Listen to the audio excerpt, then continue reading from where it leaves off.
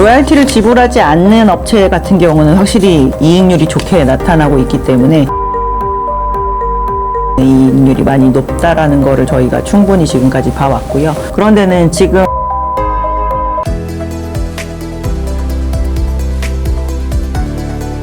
매주 화요일 저녁 8시에 진행되는 무료 특강 아래의 링크에서 신청하세요. 네, 안녕하세요. 저는 신영증권에서 조선업과 운송업을 담당하고 있는 20년차 애널리스트 엄경아입니다. 지금 조선업황은 사이클 어디쯤 와 있다고 보시나요? 초반 사이클은 한 템포 지나갔다라고 생각을 하고 있고요. 저희가 교체 수요 사이클로 접어든 게 어떻게 보면 한 30년 정도 만에 처음 있는 상황이라고 보시면 될 것 같은데, 교체 수요 사이클은 극초반이라고 생각하고 있습니다.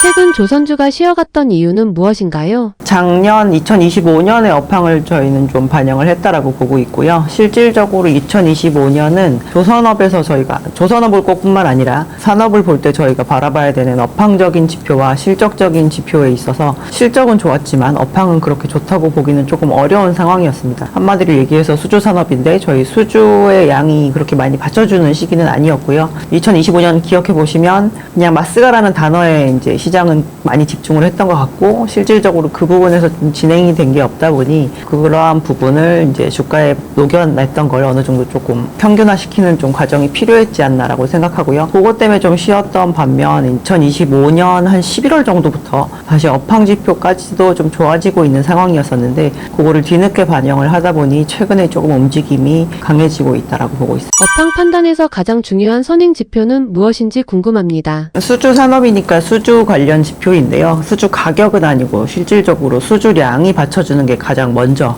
움직이는 부분이기 때문에 선행지표는 가장 단적인 선행지표는 수주량이라고 보시면 될 것 같습니다. 최근 발주는 교체 수요 중심으로 봐야 할까요? 2023년 이후의 발주는 저희는 좀 교체 수요라고 봐야 될 것 같고요. 왜냐하면 21년, 22년은 당연히 기억하시겠지만 저희가 흠슬라라고 얘기할 정도로 HMM 같은 업체들이 굉장히 운임이 높아지면서 많은 어닝을 벌어들였고, 그리고 나서 이제 2023년부터 25년까지 오면서는 코로나 프리미엄으로 인해서 막 올라갔던 그 모든 해상 운송 운임이 많이 조정을 받은 상황인데도 불구하고 발주가 나왔습니다. 그래서 21년, 22년은 원래 사이클대로 나오는 그냥 발주였다라고 한다면 그 이후의 발주는 대부분 교체 수요 발주가 한 반 이상은 깔려 있다라고 보셔야 될 것 같습니다. 글로벌 해운 물동량 흐름은 현재도 견조한지 궁금합니다.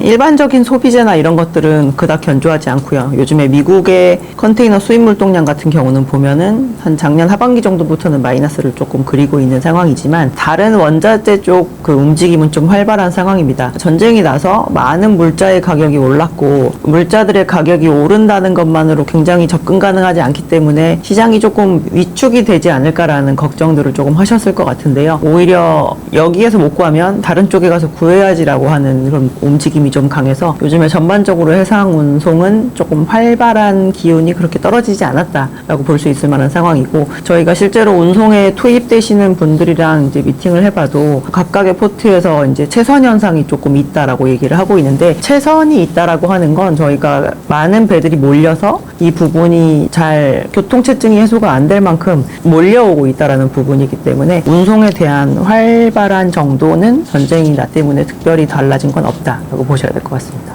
운임 상승은 실적에 어느 정도 시차로 반영되는지 궁금합니다. 조선업체와의 실적 차이를 저희가 말씀을 드리기는 어려울 것 같고요. 왜냐하면 지금 만약에 운임이 한 박스에 1,000불씩 받다가 1,200불로 올라왔다, 지난주 대비 이번 주에, 그러면 많은 화주들 중에서 이 스팟 운임을 적용하는 분에게만 저희가 아마 그 1,200불을 받게 되겠죠. 그럼 지금 여기에서 그 운임을 받아서 저희가 배에 싣고 그 화물이 도착하면 도착 기준으로 저희가 실적을 인식을 하게 됩니다. 그래서 유럽 노선 같은 경우는 한 분기 정도의 텀이 있을 수 있을 것 같고요. 미주 노선 같은 경우는 한 달에서 한 달 반 사이 정도의 텀이 있을 텐데, 그것으로 인해서 해운업체들이 돈을 벌었기 때문에 만약에 발주를 하는 그런 흐름에서의 조선업체에게 어닝을 얘기한다면, 운임이 지금 오르고 나서 실제로 어닝으로 잡히는 건 3년, 4년 뒤 정도가 되지 않을까요? 지정학 리스크는 조선 수요에 긍정적으로 작용한다고 볼 수 있을까요? 지정학적 리스크로 인해서 경제의 활성도가 떨어지지 않는다라고 한다면 지금까지 악재로 작용한 적은 없었던 것 같고요. 왜냐하면 운송의 복잡도를 높이고 그 복잡도를 높이는 거를 위해서 대가를 지불하면서 저희가 화물을 구해오는 편에 해당이 되기 때문에 지금 전쟁 전 대비해서 지금 모든 선종의 운임이 올라 있는 상황이거든요. 그래서 운송 운임이 오르는 쪽으로 작용을 해서 운반이 다량으로 이루어지기 위한 노력을 강구한다라고 한다면 전쟁은 크게 나쁠 것이 없다라고 보고 있지만, 만약에 전쟁으로 인해서 이도저도 못 움직이게 되어가지고 배들이 묶여 있는 상태가 굉장히 오래되고 이걸로 인해서 이제 경기가 완전 침체로 간다라고 한다면 후자인 경우는 악재로 작용을 한다고 봐야 되겠죠. 미국 LNG 수출 확대는 국내 조선업에 어떤 영향을 주는지 궁금합니다. LNG를 수출을 할 때 실질적으로 LNG를 가지고 있는 가스전의 오너십을 가지고 있는 측에서도 발주를 하기도 하고, 이 가스를 사가는 측에서도 LNG를 발주하기도 합니다. 그래서 사실 천연가스 같은 경우는 극동아시아에 있는 3국이 굉장히 많이 쓰는 편이긴 하지만, 특히나 미국에서 나오는 LNG 같은 경우는 중국이 수입하는 양은 상대적으로 좀 적은 편에 해당이 되거든요. 그래서 한국이나 일본 아니면 유럽 지역에 있는 국가들이 이 가스를 사다가 쓰게 될 텐데, 미국이 발주를 할 때다 아니면은 수입국에 해당하는 한일 유럽이 발주를 한다고 했을 때 이 조선소를 택하게 되면 중국을 택할 가능성이 굉장히 제한적이라고 보기 때문에 한국 조선업계에게는 이제 미국의 LNG는 다른 지역보다 조금 더 수주가 나왔다 하면 한국으로 오게 될 가능성이 높다라고 저희가 인지를 하는 편입니다. 카타르 LNG 프로젝트 지연은 어떤 변화를 주고 있는지 궁금합니다. 카타르는 전 세계에서 LNG를 과거에는 굉장히 오랜 기간 동안 첫 번째로 많이 파는 국가였었는데요. 지금은 이제 미국에 그게 좀 뒤처지긴 했지만, 특히나 그래서 아시아 지역에서도 많이 사가기도 했고, 그걸로 인해서 한국이 카타르 LNG에서 나오는 LNG를 수주함으로 인해서 이제 조선업의 레벨이 한 단계 더 올라간 것도 있었는데요. 지금 현재 불가항력을 선언한 상황이고, 불가항력을 선언하게 되면 기존에 묶여 있었던 장기 운송 계약도 서로 이행하지 않고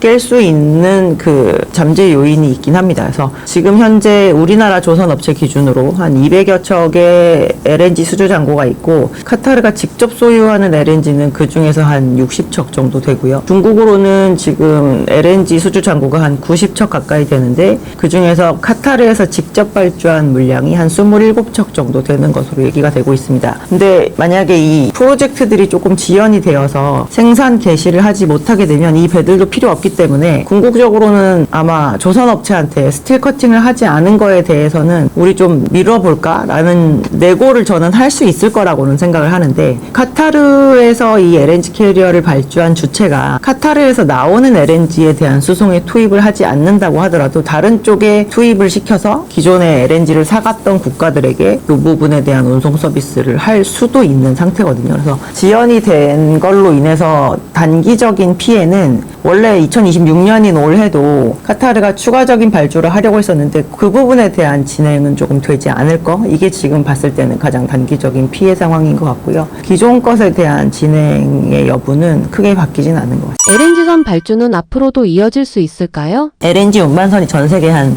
800척 정도 있습니다. 그리고 우리나라에 있는 현대, 하나, 삼성 3사가 1년에 7, 80척 정도의 LNG 캐리어를 만들 수가 있거든요. 그리고 LNG는 1년에 한 미들 싱글 정도의 퍼센테이지로 수요가 꾸준하게 증가를 하는 편입니다. 그래서 저희는 안정적으로 LNG 캐리어가 발주가 쭉 나올 수 있는 척수는 50척 내외 정도라고 생각을 하는데요. LNG 캐리어를 만들 수 있는 조선업체가 한국과 그리고 중국에 있는 좀 대형 국영 조선업체 중심으로 몇 군데밖에 없는 상태이기 때문에 이 시장 자체가 성장을 하는 한 꾸준하게 좀 나올 수 있을 거라고 보셔도 될 것 같습니다. 선박 엔진이 데이터 센터 전력으로 활용된다는 개념은 어떻게 이해하면 좋을지 궁금합니다. 선박은 앞으로 나가기 위한 추진 엔진도 탑재를 하고 있지만, 선박 안에서 사용하는 전기를 저희가 만들기 위해서 선박 안에 어떻게 보면 소규모 발전소에 해당하는 그런 발전 엔진을 탑재를 하게 되는데요. 이 발전 엔진을 기존에도 원래 육상에 있는 모든 곳에 다 적용을 했었습니다. 그래서 그러한 엔진들을 여러 개 모으면 그게 이제 소규모 발전소가 된다거나 이런 식인데, 데이터 센터로 저희가 이게 특정돼서 그렇지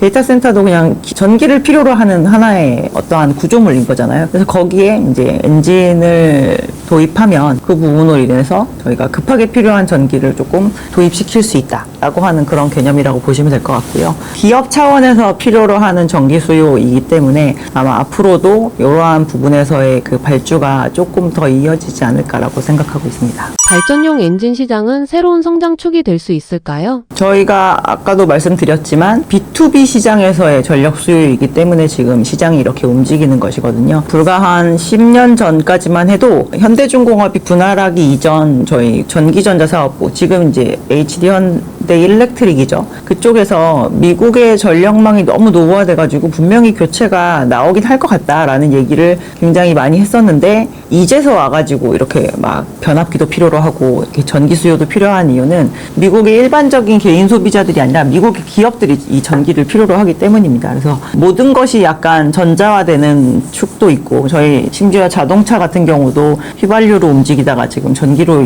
움직이게 되는 측면도 있기 때문에 앞으로 전력 수요는 이제 기업 차원에서 필요로 하게 되는 부분이 큰 축을 이루고 있고 이로 인해서 엔진사들의 전방 시장도 전력 수요에 대한 부분을 커버하는 의미에서 아마 좀 지속성이 있을 거라고 봐야 될 것 같습니다. 국내 엔진 업체들의 글로벌 경쟁력은 어느 수준인지 궁금합니다. 국내 발전 엔진 회사들 같은 경우는 본인이 자체적인 라이센스를 가지고 있는 기업은 한 군데밖에 없습니다. HD 현대 중공업의 엔진 사업부의 브랜드 네임으로는 이제 힘센 엔진이 그러한 엔진이고요.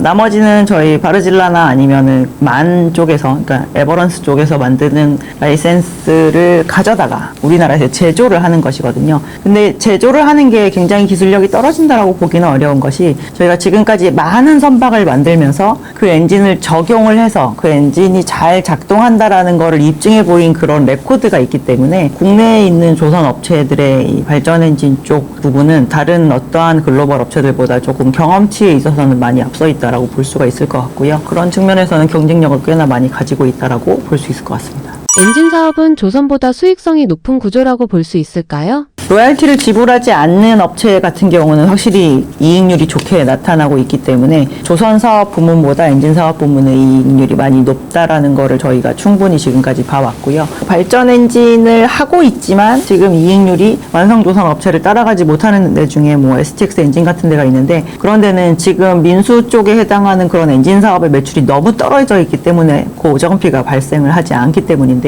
이 또한 저희가 고정비를 커버할 수 있을 정도로 어느 정도 올라오게 된다면 좀 올라올 수가 있겠죠. 그래서 엔진은 엄밀히 얘기하면 조립 공정이거든요. 저희가 막 엔진 회사에서 막 깎아서 만드는 게 아니기 때문에 그래서 재료 가격의 변동에도 분명히 맞는 스윙이 있을 것이고 특정한 정도 수준의 고정비를 커버할 수 있을 만큼의 이상의 매출을 발생을 하게 되면 조선 업체들보다 더 많은 이익을 내는 것도 충분히 가능할 거라고 보고 있습니다. 해외에 있는 이 엔진 전문 업체들의 수익성을 보면 수익성이 꽤나 많이 올라왔고 두 자릿수 이상을 꾸준하게 지키는 부분을 좀 볼 수가 있는데 국내 업체들 같은 경우도 그 정도 수준을 충분히 맞출 수 있을 거라고 보고 있습니다.